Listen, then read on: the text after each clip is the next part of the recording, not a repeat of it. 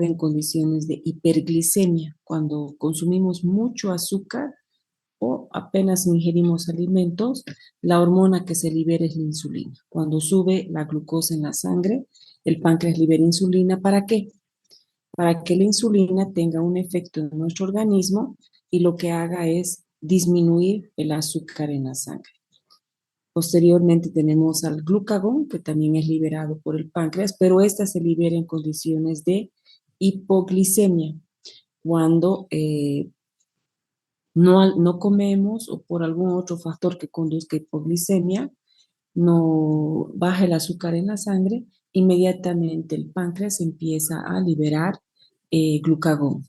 Y lo que hace el glucagón es aumentar los niveles de azúcar en la sangre. Aquí tenemos este cuadro.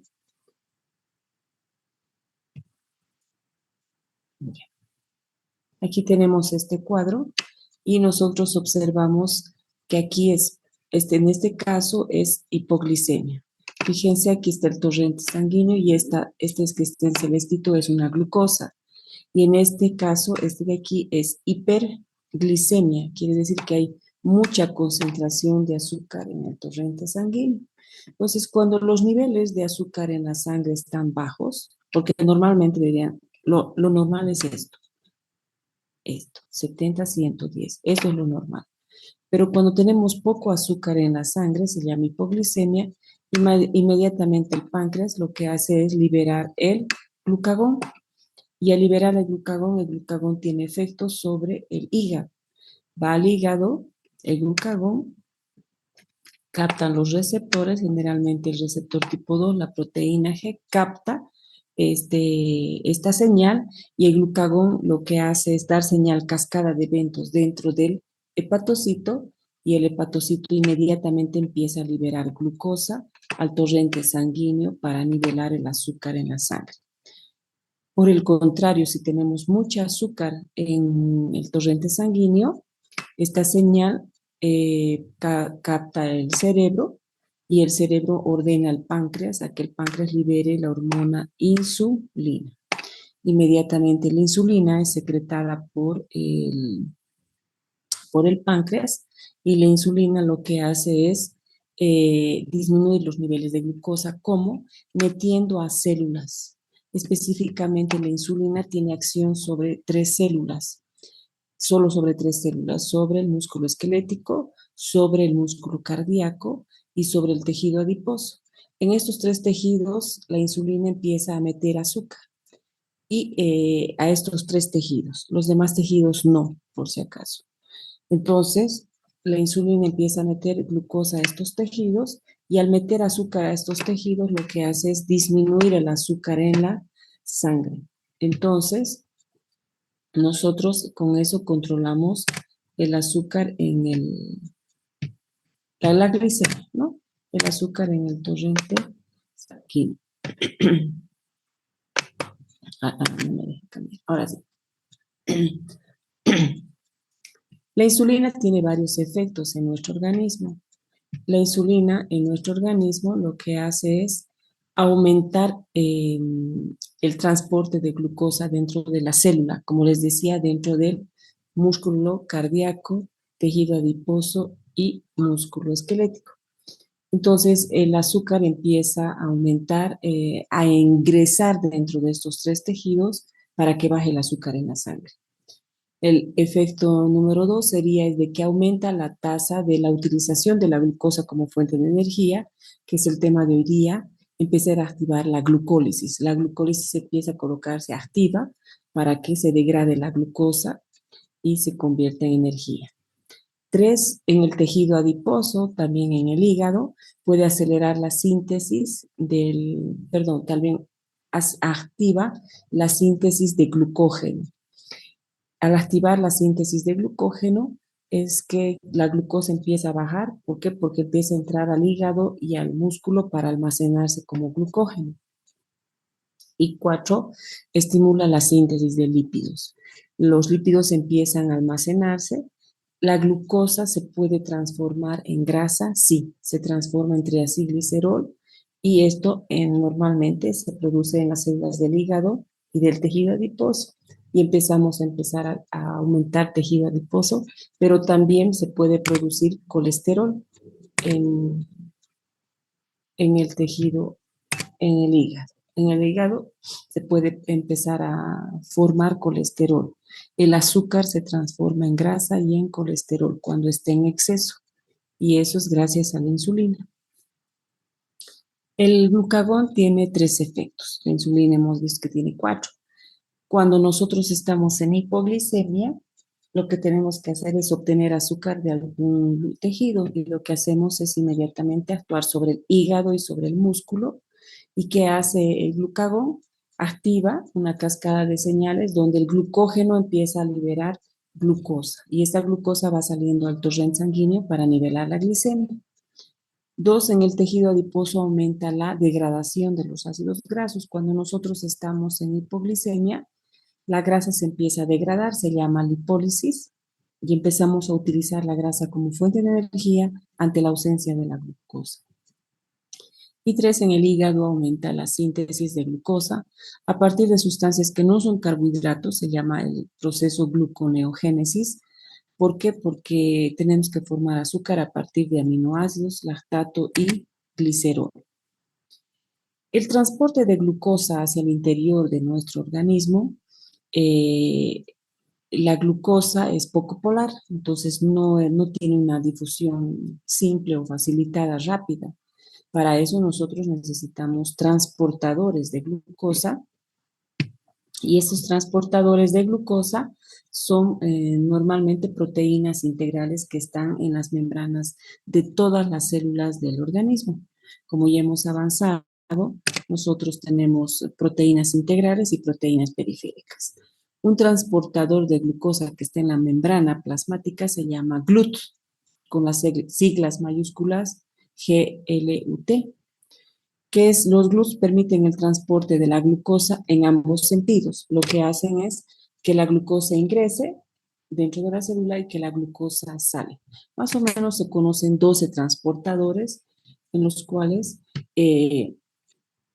podemos observar aquí los transportadores de glucosa, y aquí tenemos, por ejemplo, el GLUT1. El GLUT1 se encuentra en todos los tejidos. Todas las células del organismo presentan el GLUT1. ¿Qué es el GLUT? Es transportador de glucosa en ambos sentidos. Es para que entre la glucosa dentro de la célula y para que la glucosa salga de la célula. Ese es el GLUT1. El GLUT2, fíjense, está presente en el hígado, está presente en el páncreas. ¿Qué GLUTs presenta el hepatocito? El hepatocito puede presentar los siguientes GLUTs. Vamos a observar que en el hígado está el GLUT2. Bueno, en el hígado de por sí ya está el GLUT1. ¿Por qué? Porque está en todos los tejidos. En el hígado también vamos a encontrar el GLUT7, vamos a encontrar el GLUT9 y el GLUT10. Entonces nosotros cuando tenemos una célula, si nosotros tenemos, por ejemplo, una célula, en esta célula los GLUT que vamos a tener, por ejemplo, si este es el hepatocito, aquí vamos a tener al GLUT, el GLUT1. El GLUT1 está en todas las células. En el hígado, aparte, hemos dicho que está presente el GLUT2, ¿no? En el hígado también está presente el GLUT7, también está el GLUT9 y tenemos el GLUT10.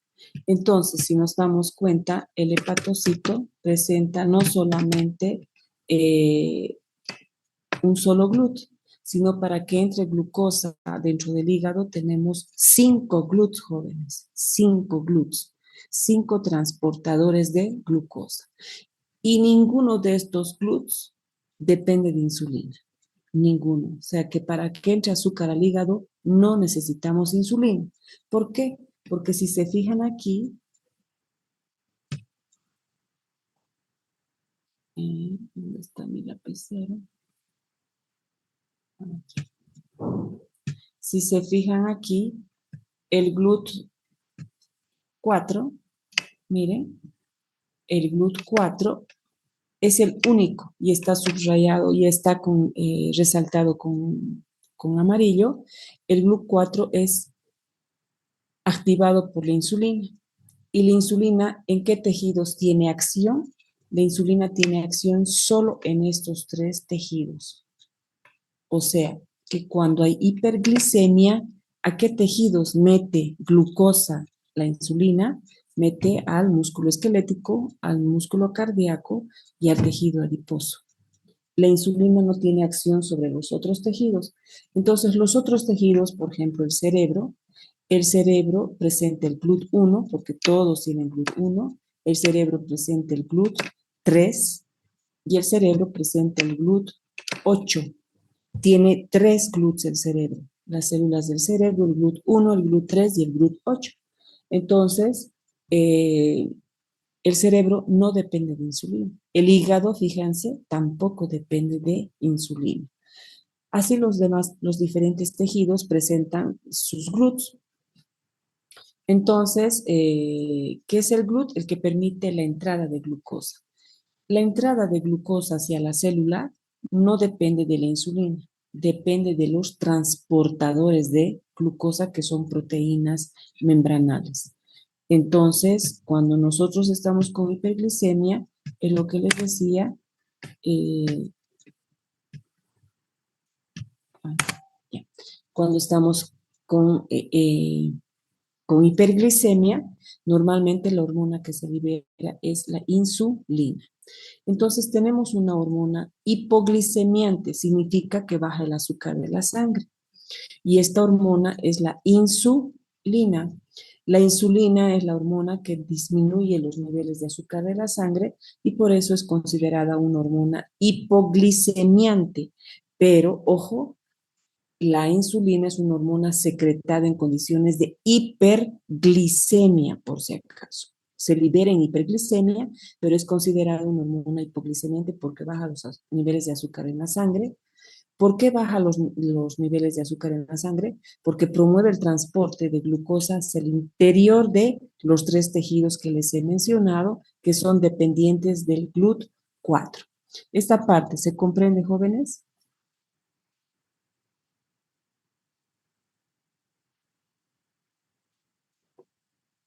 Bien, Samuel. Maggie, ¿qué dices, Maya? Sí, doctora. Ya. Doctora, Y la hormona hiperglicemiante no es una. La hormona hipoglicemiante es solo una, es la insulina. Las hormonas hiperglicemiantes son varias. Son hormonas que elevan la glucosa en la sangre y esta hormona que libera la glucosa en la sangre, por ejemplo, tenemos al glucagón. Este glucagón es secretado en condiciones de hipoglicemia. Este glucagón, uy, no va a dar otro color.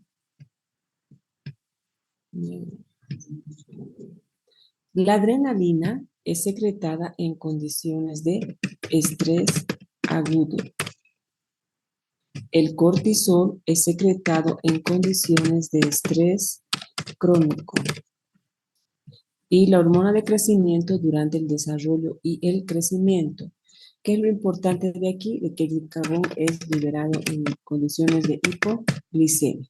Pero cuando estamos en tensión, en huida, etcétera, liberamos la hormona que es la adrenalina.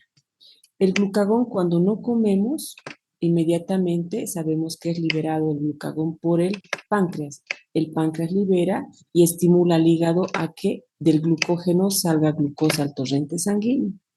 Cuando estamos en estrés agudo por huida, temor, etcétera, se llama estrés agudo. Y en estrés agudo es la glándula suprarrenal, específicamente la médula suprarrenal, la que libera la adrenalina. Y la adrenalina tiene efectos sobre el hígado, también sobre el músculo, y el hígado lo que hace es sacar azúcar al torrente sanguíneo, porque cuando estamos en tensión disminuye el azúcar y la adrenalina tiene efecto para sacar azúcar del hígado y nivelar la glicemia. El cortisol lo liberamos en estrés agudo, digo en estrés crónico, cuando hay penas, cuando hay duelos, etcétera, cuando hay un estrés crónico de mucha dolencia, de mucha pena, el cortisol es liberado y es liberado por la corteza suprarrenal y este tiene efecto sobre el hígado para liberar glucosa y también tiene efecto sobre el tejido adiposo, el cortisol. Y más que todo el cortisol actúa sobre el músculo para sacar aminoácidos, o sea, de las proteínas y convertirlo en azúcar. Más importancia tienen en las proteínas y en la grasa. Y la hormona de crecimiento que es secretada por la hipófisis en condiciones de crecimiento, desarrollo, etcétera. Y, no es este lado, perdón, la hormona que libera lo que es la hormona de crecimiento, que libera el torrente sanguíneo para que estimula al hígado para empezar a liberar azúcar al torrente sanguíneo.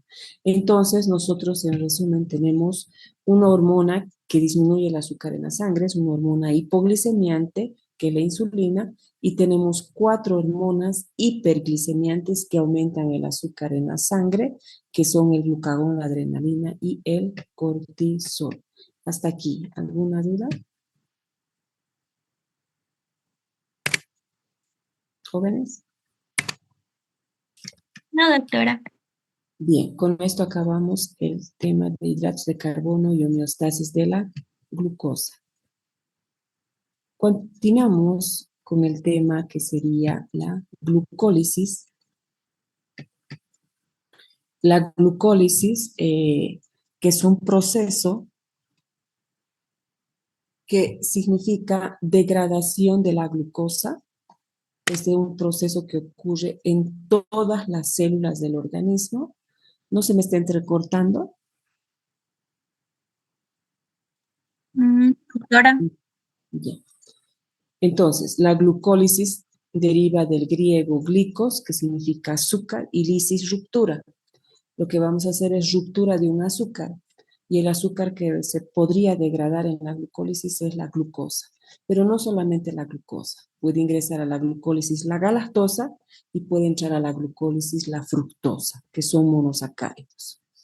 También se conoce como el ciclo de Embden-Meyerhof, y se produce el catabolismo de los hidratos de carbono, específicamente de los monosacáridos. ¿Dónde ocurre? En el citoplasma. ¿De qué células? De todas las células del organismo, porque todas las células necesitan energía y por eso es que ocurre en todas. Esta glucólisis es un proceso de oxidación. ¿Qué es oxidación? Es perder protones y electrones, normalmente, donde la glucosa, que es una hexosa de 6 átomos de carbono, se va a convertir en 2 moléculas de piruvato, que son de 3 átomos de carbono. En este proceso se genera energía como ATP, pero fundamentalmente lo que más nos genera energía es la vitamina B3, que ya han avanzado con la doctora Rosemary Yáñez, la B3 que es el NAT. El NAT reducido, como capta protones, como es oxidación y el NAT capta protones, es donde más se genera energía porque cada molécula de NAT reducido nos produce 2.5 ATPs. Normalmente, como ocurre en el citoplasma, la glucólisis va de glucosa a piruvato. Va a depender de la presencia de oxígeno y de mitocondria para que el piruvato continúe el ciclo de Krebs o para que el piruvato se convierta en lactato y se llama glucólisis anaeróbica. Pero si continúa con el ciclo de Krebs se llama glucólisis aeróbica. Pero solamente la glucólisis es de glucosa a piruvato. Dependiendo si hay oxígeno, va a la aeróbica y a la anaeróbica. El músculo esquelético, la glucosa que genera en la glucólisis, se utiliza para el trabajo de contracción muscular, ¿no? Cuando hay ejercicio intenso y todas las células necesitan de la glucosa para generar energía. Se generan muchos intermediarios. Por ejemplo, la dihidroxiacetona, fosfato, y el glicerol 3-fosfato, que es importante para la síntesis de triglicéridos, de grasas. Si el piruvato pasa al ciclo de Krebs, mediante una glucólisis aeróbica, ahí tenemos mayor ganancia de energía. Permite algunos tejidos que puedan vivir en anaerobiosis, ejemplo, el glóbulo rojo.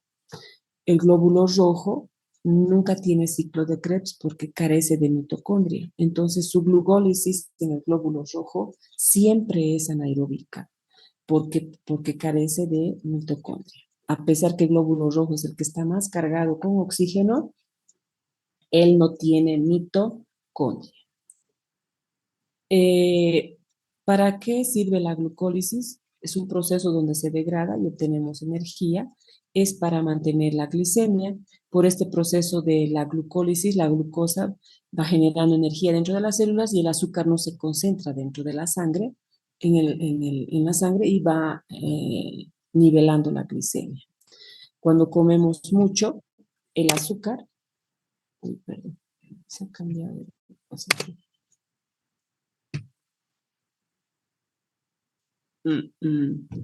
¿Les sigo compartiendo o no?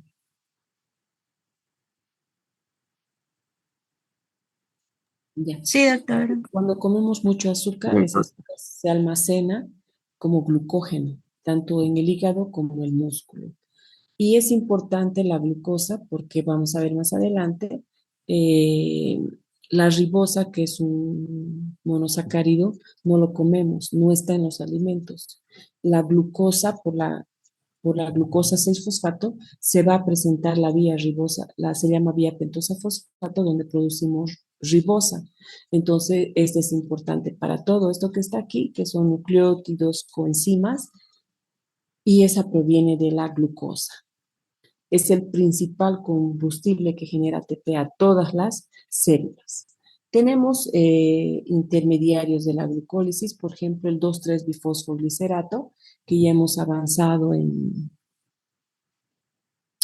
en teoría, creo que hemos avanzado en la liberación del 2,3-bifosfoglicerato en el mal de altura, donde este va a hacer que la hemoglobina pierda su afinidad para liberar oxígeno en las personas que están en las alturas, ¿no? Tenemos el 3-fosfoglicerato que participa en la síntesis de serina, en la síntesis de glicina, la dihidroxiacetona 3-fosfato que participa en la síntesis de glicerol, y a partir del piruvato puedo obtener un aminoácido que se llama alanina, y el producto del piruvato acetilcoenzima puede dar lo que es el acetilcoenzima y a partir de ahí producir lo que son los triacilgliceroles. Ahora, ¿de dónde obtenemos azúcar? Esto ya hemos avanzado en la anterior clase. Nosotros obtenemos azúcar de los disacáridos, podemos obtener del almidón polisacárido y podemos obtener de los disacáridos como tenemos la sacarosa y tenemos la lactosa, de la fructosa y del almidón. La principal fuente es el almidón. Entonces, estos hidratos de carbono, nosotros podemos normalmente, el almidón es el que más consumimos, que se encuentra en la papa, el fideo, el arroz, etcétera, de la sacarosa, que es el azúcar de las frutas y las verduras, de la lactosa, que es el azúcar de la leche, de la maltosa, que es el azúcar de la cebada, o directamente la fructosa. Entonces, estas son las fuentes de hidratos de carbono y ustedes saben que esos disacáridos se tienen que separar en 2 monosacáridos y el aporte del intestino, normalmente del intestino, pasa hacia el torrente sanguíneo si necesitamos sodio, tanto para la glucosa como para la galactosa. La fructosa no necesita. Y en algunos casos podemos obtener azúcar a partir de nuestros depósitos. Eso es internamente.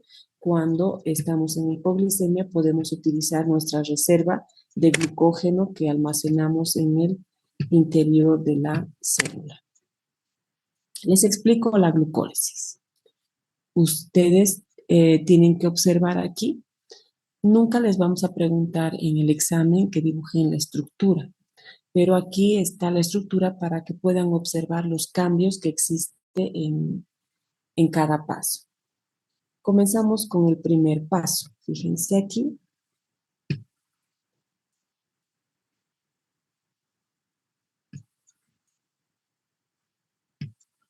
Ya, aquí observen. Este de aquí es una molécula de glucosa, jóvenes. Esta glucosa es una hexosa. Entonces tenemos el carbono 1, carbono 2, carbono 3, carbono 4, carbono 5, carbono 6. Son 6 átomos de carbono. Entonces, esta glucosa la glucólisis, jóvenes, consta de 10 pasos. Entonces, si contamos 1, 2, 3, 4, 5, 6, 7, 8, 9 y 10. 10 pasos. Entonces, ¿cuántas enzimas actúan aquí? Actúan 10 enzimas, de las cuales, de las 10 enzimas, fíjense, 3 están en color naranja. No sé si observan. ¿Las observan, jóvenes?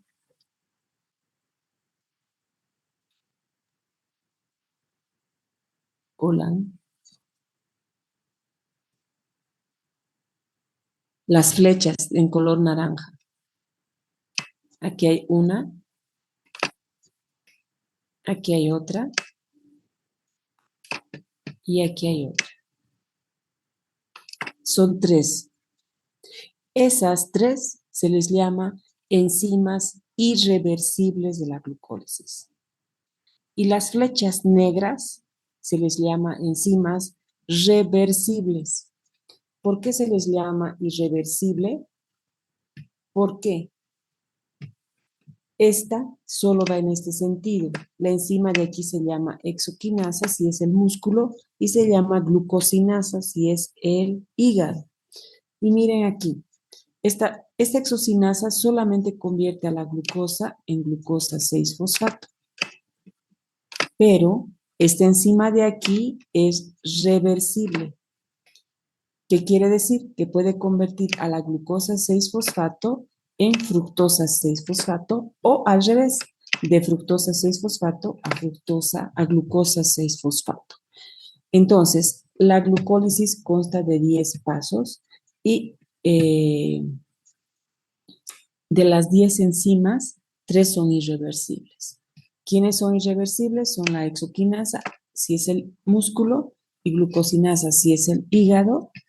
Otra enzima irreversible es la fosfofructosinasa y la otra enzima es la piruvatosinasa o piruvatoquinasa. ¿Cuál es el sustrato iniciador de la glucólisis? Es la glucosa. ¿Cuál es el producto de la glucólisis? Son 2 moléculas de piruvato. 2 moléculas de piruvato. La glucólisis inicia en la glucosa y va por todo este proceso que les voy a enseñar hasta llegar a 2 moléculas de piruvato. Este proceso se llama glucólisis. En el primer paso, la glucosa, aquí está la glucosa, se va a fosforilar.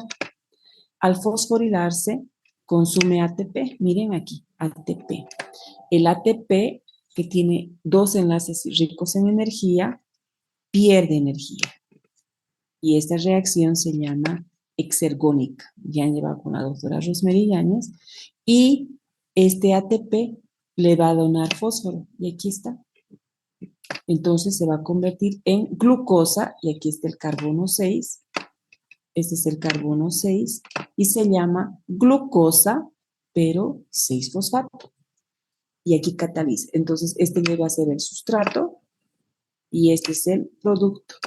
Esta es la enzima, reacción química. Sustrato, producto, enzima. La glucosa se convierte en glucosa 6-fosfato. ¿Cuándo? Cuando la glucosa gana un fósforo, o sea, gana un fósforo, un fosfato, y este fosfato que está ganando La glucosa hace que se convierta en glucosa 6-fosfato. Ese proceso se llama fosforilación. ¿Por qué? Porque la glucosa pasa de glucosa a glucosa 6-fosfato.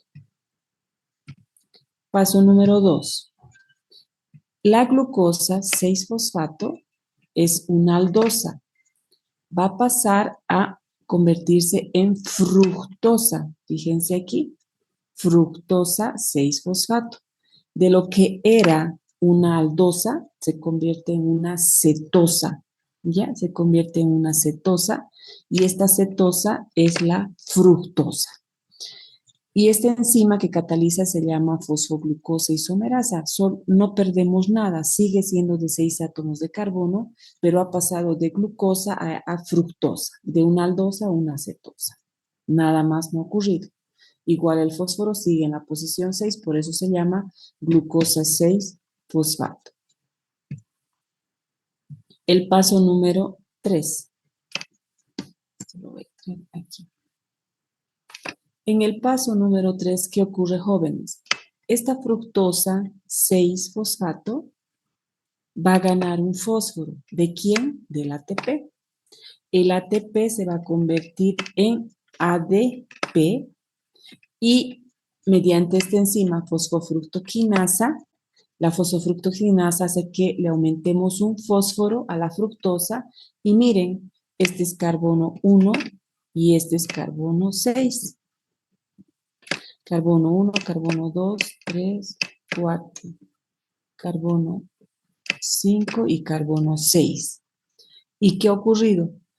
De fructosa 6-fosfato se convierte en fructosa 1,6-bisfosfato. Aquí está. Ya tenemos 2 fósforos. Creo que está lento mi internet, no me deja escribir bien. Aquí está. Este fosfato está en la posición 6 y este fosfato está en la posición 1. Entonces tenemos que la fructosa ahora ya no tiene un fósforo, tiene 2 fósforos. Y ese proceso se llama fosforilación. Hasta ahí. ¿Se entiende? Bien. Posteriormente, la fructosa 1,6-bifosfato, hasta aquí se llama primera fase. La glucólisis consta de 2 fases. Esta de aquí se llama primera fase. Posteriormente va a ocurrir lo que es la segunda fase. ¿Qué ocurre en la segunda fase? Donde he colocado la línea roja es la primera fase.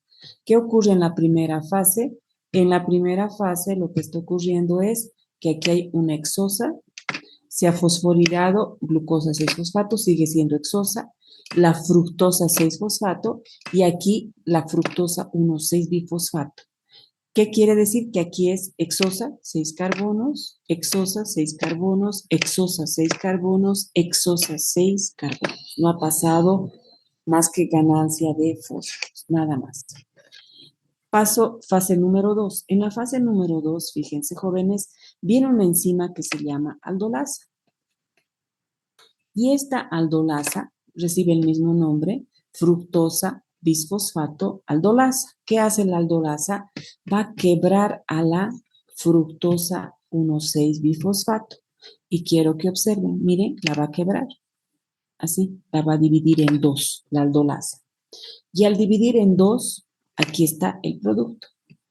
El producto se llama dihidroxiacetona 3-fosfato y el otro se llama gliceraldehído 3-fosfato. ¿Qué ha pasado?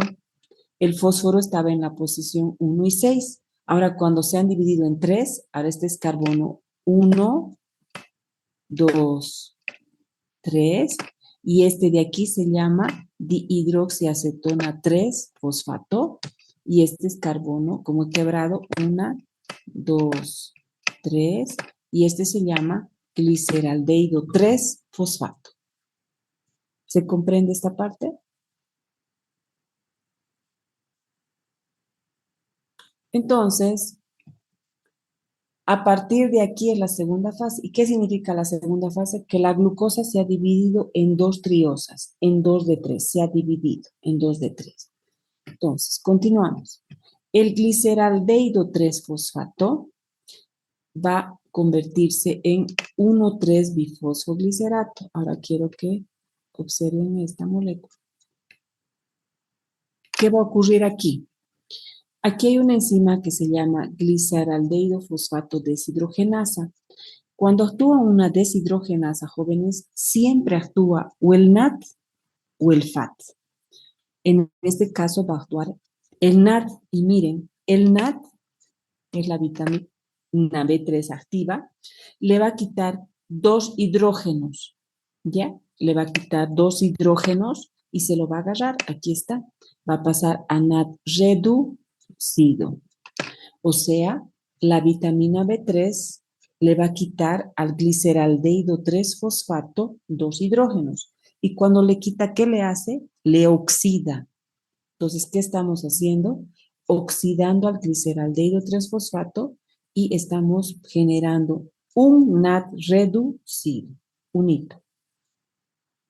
Y aquí entra un ácido, un fosfato, y aquí se le añade un fósforo, porque se llamaba gliceraldehído 3-fosfato, pero ahora en la posición 1 está un fósforo que ha salido de este, y el otro está en la posición 3, y ya no se llama 1,3-bisfosfoglicerato.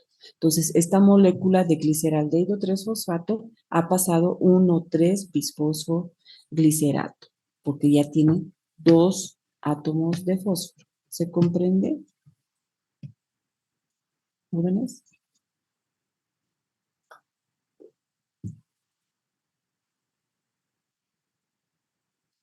¿Jóvenes? Doctora. Sí, sí, doctora. ¿Qué dicen? Micaela, Alejandro, Samiel, Nancy, José, ¿qué dicen? Se entiende, doctora. Bien, Sí, doctora, ¿se entiende? muy bien. Ahora estamos aquí en 1,3-bisfosfoglicerato. Viene una enzima y se llama fosfoglicerato quinasa, donde va a desfosforilar. ¿Qué va a hacer? Le vamos a quitar un fosfato. Y este fosfato, ¿quién se lo va a agarrar? Es el ADP. El ADP se lo agarra el fósforo, el fosfato, y el ADP se convierte en ATP. Aquí estoy ganando un ATP, el primer ATP que se está generando en la glucólisis. Cuando el 1,3-bifosfoglicerato pierde fosfato, miren en qué se convierte en 3-fosfoglicerato, porque ha perdido un hito. Posteriormente, el 3-fosfoglicerato por la siguiente enzima.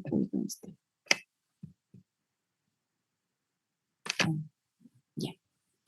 El 3-fosfoglicerato posteriormente, aquí hay una isomerización, se llama fosfoglicerato mutasa, solo isomeriza. ¿Qué quiere decir?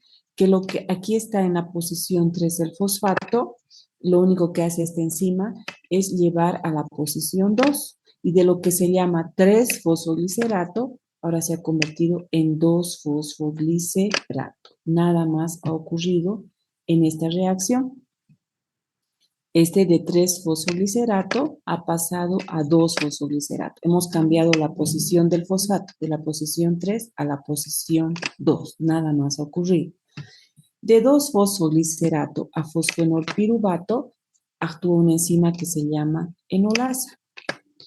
Y el 2-fosfoglicerato, jóvenes, va a perder oxígeno y hidrógeno y vamos a botar agua. Se llama proceso de deshidratación. Y cuando hay deshidratación, el 2-fosfoglicerato se convierte en fosfenolpiruvato. Entonces, el 2-fosfoglicerato, cuando pierde agua, se convierte en fosfenolpiruvato.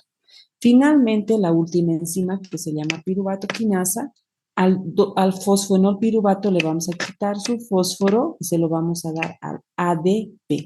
El ADP se va a convertir en ATP y aquí sería el otro ATP que se está generando y cuando pierde su fósforo, el fosfonolpiruvato, el producto final se llama piruvato.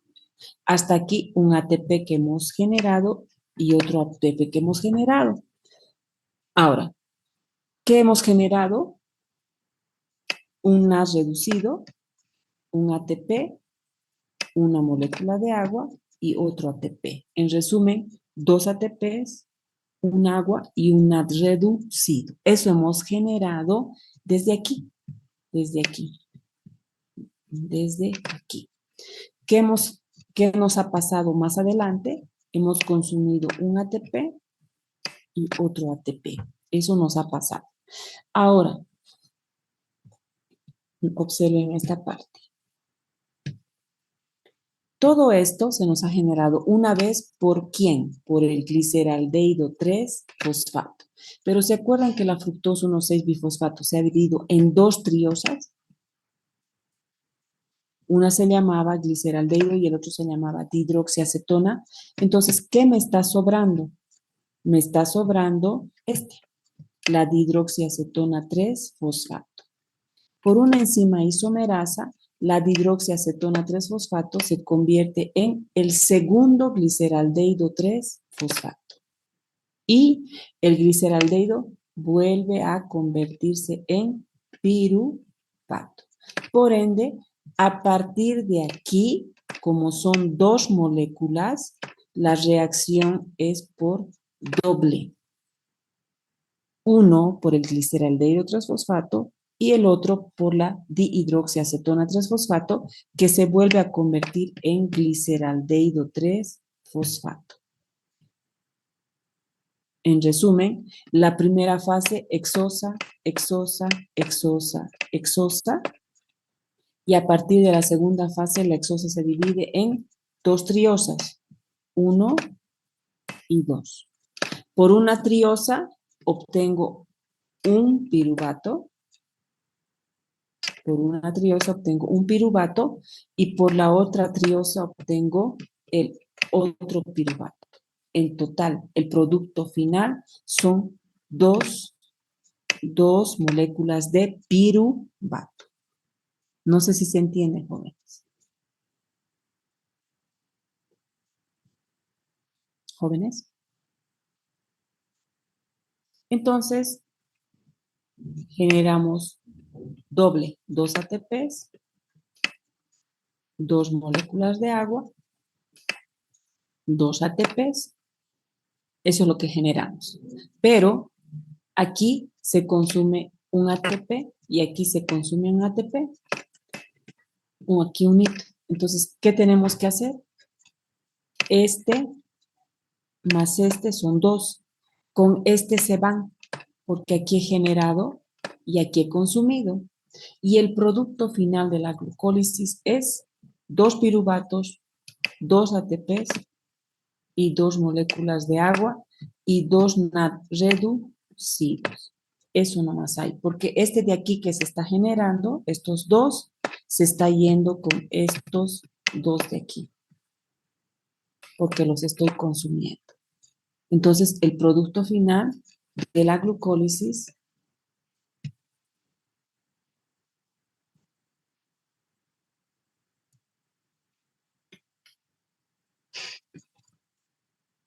ahorita les voy a explicar.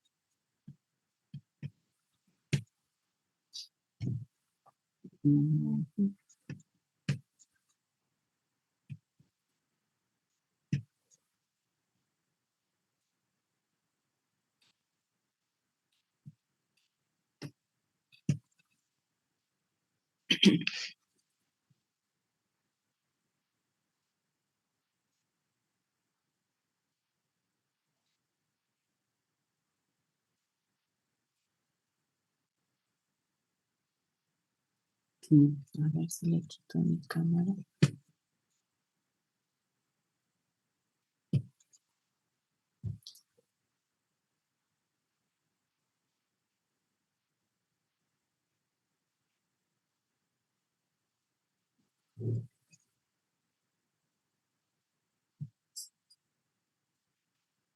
Mm, ¿Observan la cámara?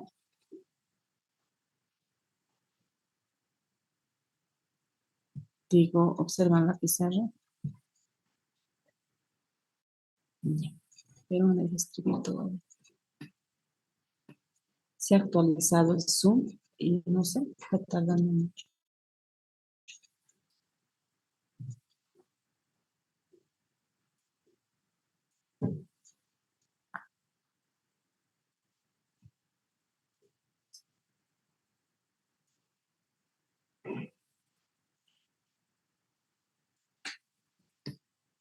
Entonces,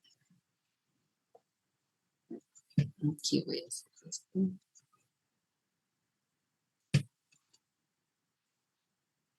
Uy, se ha actualizado, ahora no sé cuáles son los colores.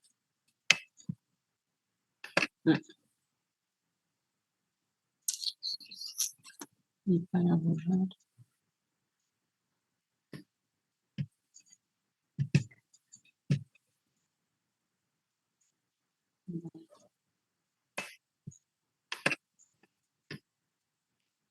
Mm, Ni modo.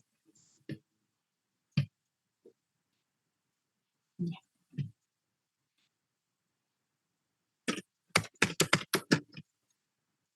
Con esta chiquitita.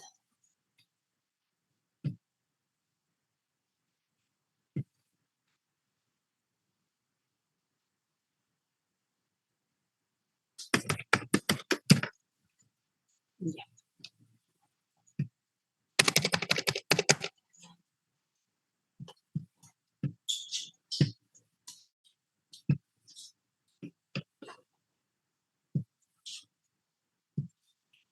Mucho tarde.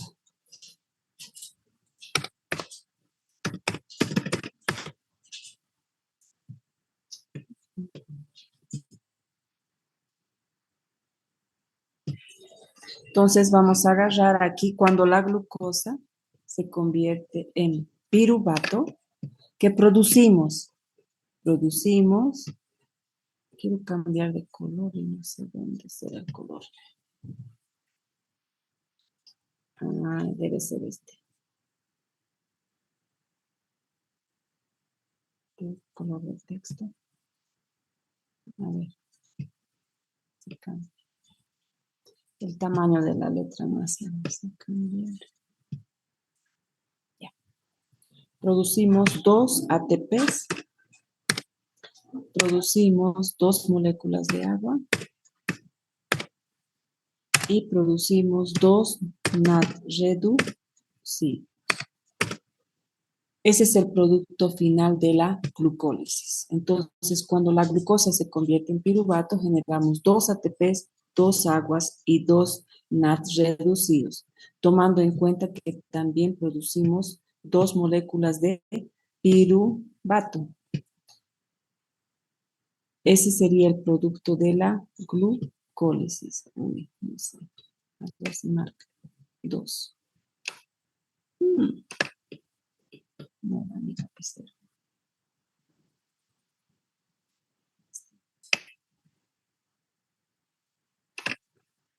Bueno, ese es el producto final, jóvenes. Una molécula de glucosa se convierte en 2 piruvatos, 2 ATPs, 2 aguas y 2 NADs reducidos. Eso sería en lo que corresponde a la glucólisis. Estoy tardando en hacer aquí una pizarra, mejor lo vamos a cerrar. Y estábamos en...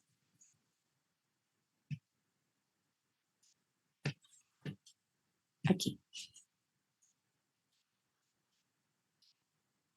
Les estoy compartiendo la pantalla, ¿sí, no? Sí, doctora. Mucho tardado. Pizarra. Antes era rápida, ahora no sé. Debe tener más aplicaciones, por eso tarda más. Ya. Entonces, todo lo que les he mencionado está aquí.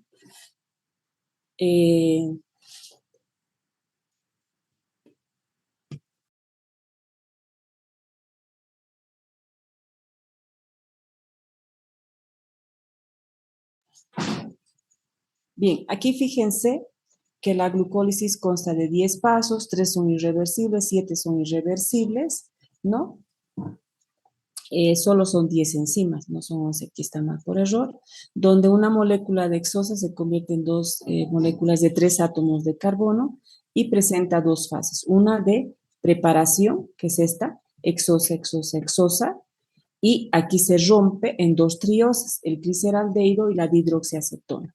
Por un gliceraldehído bajamos y producimos un piruvato y por el otro producimos otro piruvato. Entonces, eso es lo que ocurre aquí. En la glucólisis normalmente se genera NAT y este NAT se genera y va a producir 2.5 ATPs.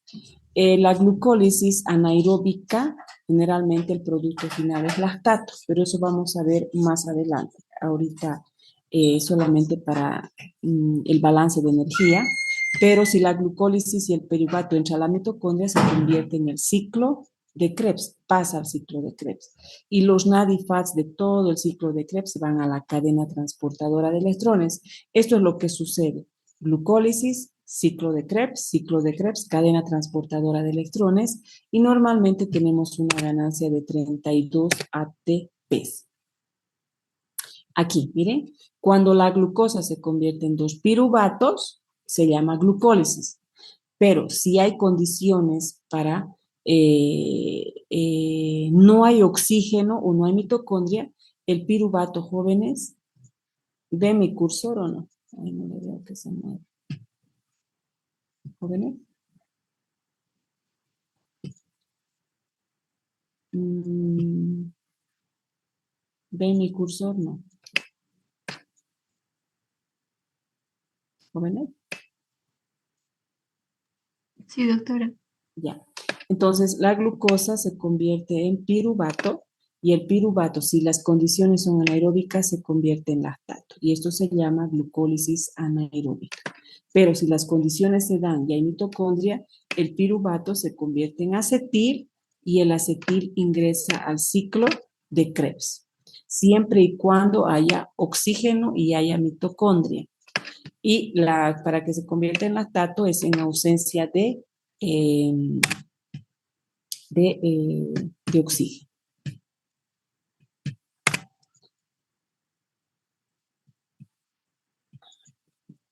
Quiero borrar los dibujos, esperen. Ya. Existe dos tipos de glucólisis, la aeróbica y la anaeróbica. Normalmente en la aeróbica, como les digo, incluye al ciclo de Krebs. Y en la anaeróbica, normalmente la fermentación láctica ocurre por el ejercicio intenso o en las bacterias. Normalmente, no, en nosotros, ejercicio intenso, ejercicio extenuo, o en los eritrocitos porque carecen de mitocondria. Pero en las levaduras, a la glucosa, las levaduras le convierten en alcohol. Se llama fermentación alcohólica. En nosotros fermentamos a la glucosa en lactato. En cambio, las bacterias fermentan a la glucosa en alcohol. Entonces tenemos dos tipos de fermentación. Aquí observen, jóvenes, cuando las condiciones se dan en ausencia de oxígeno, por falta de oxígeno, la glucosa se transforma en piruvato, en dos moléculas de piruvato. Este piruvato, cuando hay ausencia de oxígeno, si hubiera la mitocondria aquí, si hubiera mitocondria, el piruvato puede entrar dentro de la mitocondria y continuar con el ciclo de Krebs, pero las condiciones tienen que darse en presencia de oxígeno. Los eritrocitos no tienen mitocondria, entonces siempre en los eritrocitos el piruvato se convierte en lactato. El piruvato, fíjense aquí, va a ganar estos dos hidrógenos del NAT. ¿Se acuerdan que la glucosa producía dos piruvatos, pero a la vez también generaba dos NAT reducidos?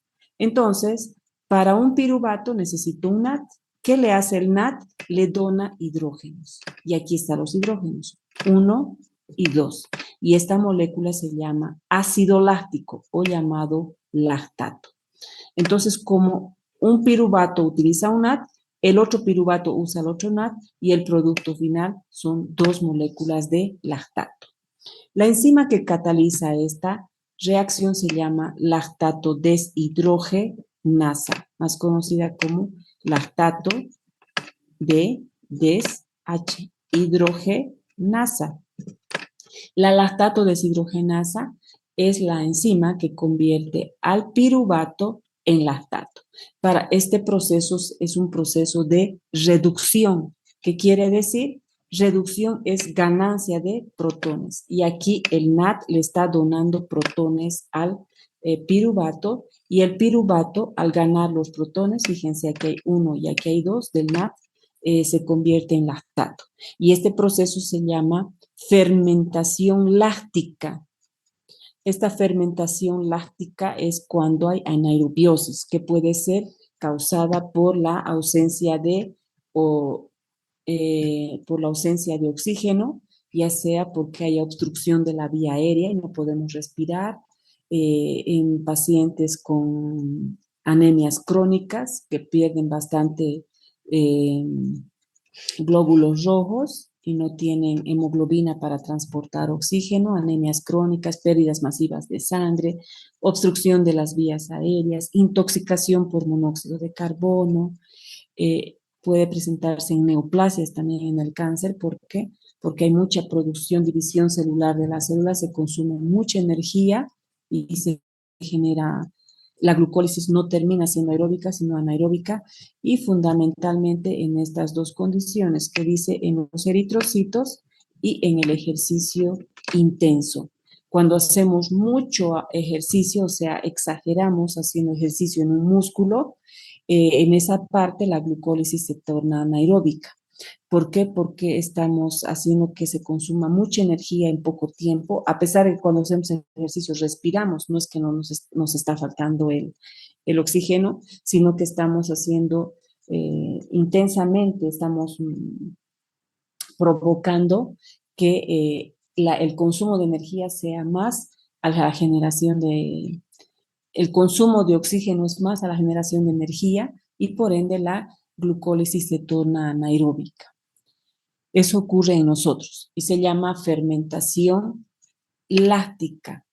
En las levaduras es un proceso donde, por ejemplo, la uva tiene glucosa y esta glucosa de la uva, mediante esta enzima piruvato descarboxilasa, se convierte en esta molécula y esta molécula se convierte en alcohol, en etanol. Entonces, aquí tenemos a la glucosa se convierte en piruvato normalmente, ¿no? Por un proceso de glucólisis. Pero en las levaduras hay la piruvato descarboxilasa que nosotros no tenemos. Y esta piruvato descarboxilasa lo que hace es quitarle un carbono al piruvato y le convierte en etanol. Este etanol es el alcohol etílico y por eso es que una uva que tiene glucosa y fructosa se puede convertir en etanol. La uva tiene la sacarosa, entonces tiene glucosa y fructosa. Y esa glucosa y esa fructosa se convierten en etanol. Eh, la malta también es rica en glucosa, se puede convertir en alcohol etílico. A partir de la malta, la cebada, se puede obtener el ron, el whisky. A partir de la malta se puede obtener la cerveza. Entonces, en las levaduras, la glucólisis se torna siempre anaeróbica y el proceso se llama fermentación alcohólica porque el producto final es el etanol. Gracias a Dios carecemos de esta enzima que se llama piruvato descarboxilasa, que convierte al piruvato en etanol, que está presente en las levaduras. Si nosotros tuviéramos esta enzima, jóvenes, toda nuestra glucosa la convertiríamos en etanol, y estuviéramos ebrios todo el día. Pero esa enzima solo la tienen las levaduras.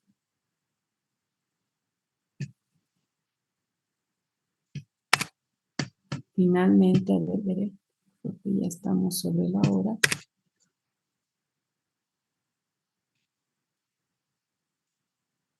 Esto ya les he explicado.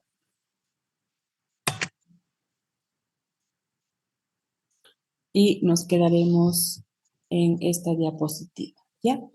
Vía Ende-Meyer-Hof hemos visto hasta glucólisis de lo que es alcohólica, y la que es láctica, ¿no? Se llama glucólisis anaeróbica. Hemos visto hoy día la glucólisis de glucosa piruvato, pero hemos visto que el piruvato, cuando hay ausencia de oxígeno, se va a ir a lactato. Se llama glucólisis anaeróbica. Y en las levaduras se va a ir a formar etanol. Ahí quedaremos. La siguiente clase, el jueves, continuamos con, me falta hablar de las lanzaderas y creo que con eso terminamos y supongo que el ciclo de Corimas. Entonces, aquí en esta parte nos quedamos. Nos vemos el día jueves. Buenos días, jóvenes. Que tengan buen día. Buenos días, doctora. Muchas gracias. Hasta luego, jóvenes. Gracias, doctora. Hasta luego. Chau, chau.